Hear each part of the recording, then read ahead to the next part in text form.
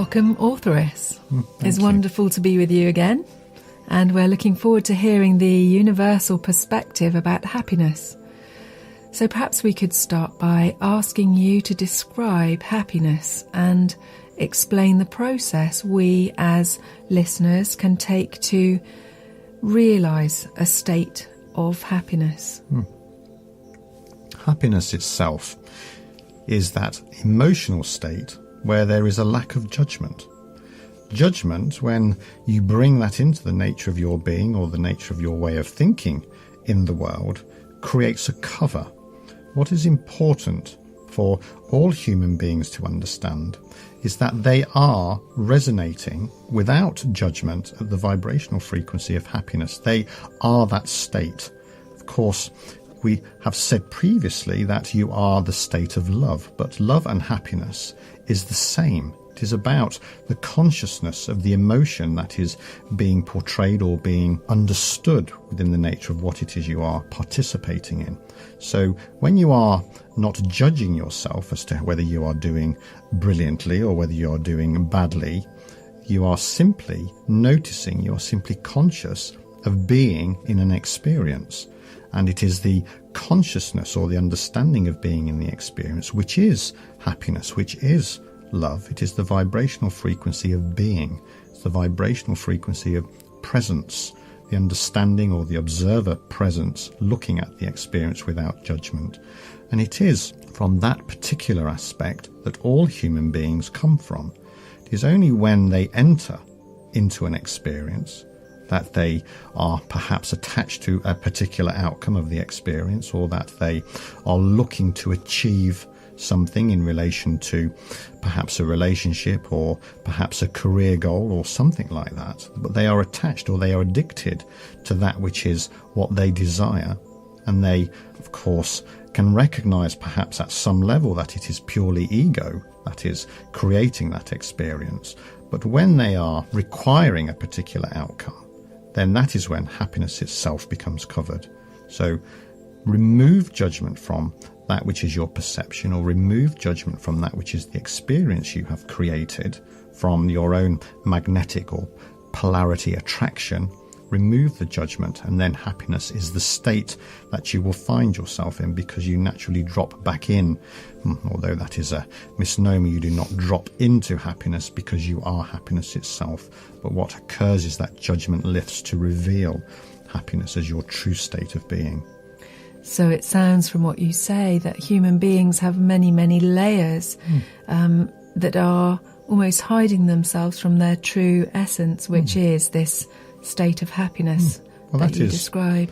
The balance that needs to be created between that which is the observer and that which is the ego, because it is the ego that creates the covering, that creates the defenses or creates the strategies for survival in this particular time that you have decided from a choice perspective to incarnate as a human being.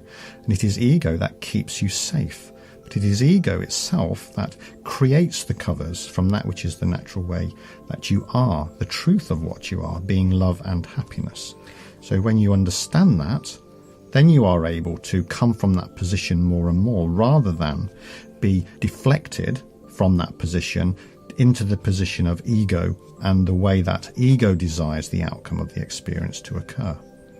So the truth of us, our soul, is always in a state of happiness, and yet the aspect of ourselves that is our ego is the part of us that creates the unhappiness, the fear and the attachments. That is what takes you away from that which you naturally are, the truth of what you are, happiness and love.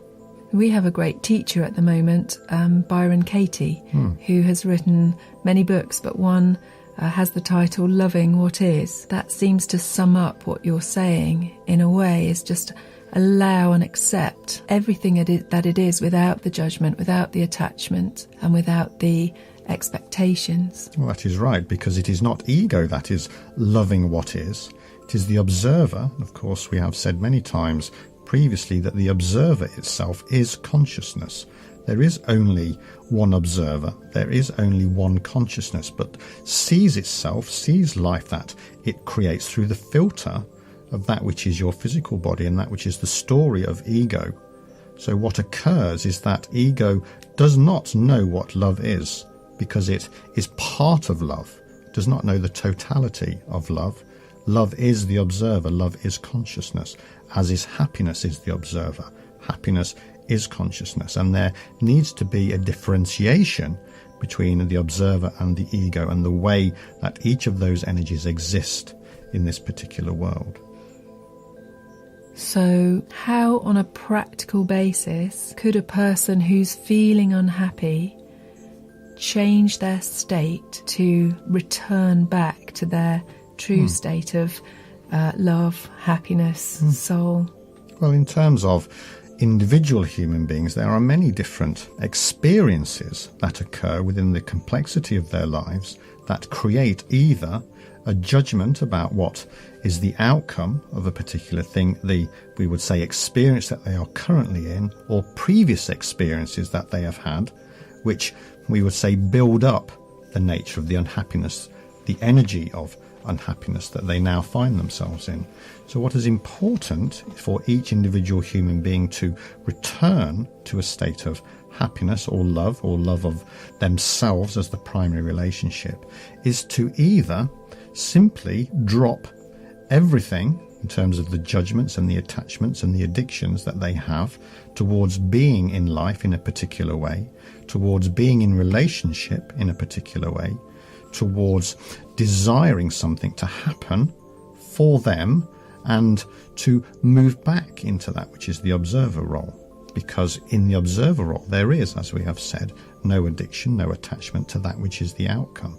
So as there is no addiction or no attachment, the unhappiness itself will drop away, which will then again reveal the natural truth or the natural beingness of that individual person as being not necessarily the individual. Of course, their story will continue to exist, but it will exist at a different vibrational frequency, and it will reveal that they are, of course, the observer. That is one way of doing it, simply dropping everything in a conscious way.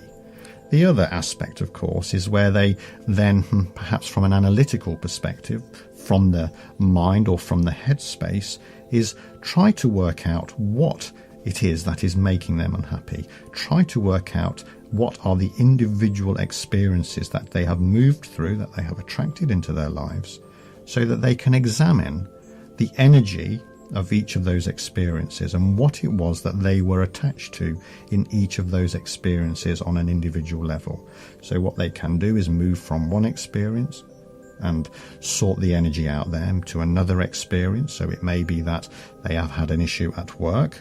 It may be that they have had an issue perhaps with a mortgage company. It may be that they have had an issue on a personal relationship basis with either a partner or a friend. And so on each of those experiences, they try to work out, or they move into the experiences to understand the addiction or the desired outcome that they were looking for but did not get. And so once they understand what they did not get, if they understand why they wanted it, when they are in that, they can simply let that go, because it did not transpire, it has gone.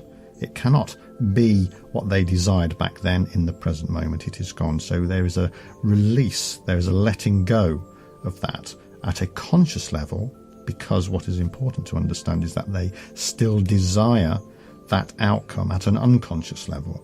So there is a connection between the consciousness and the unconsciousness of an individual.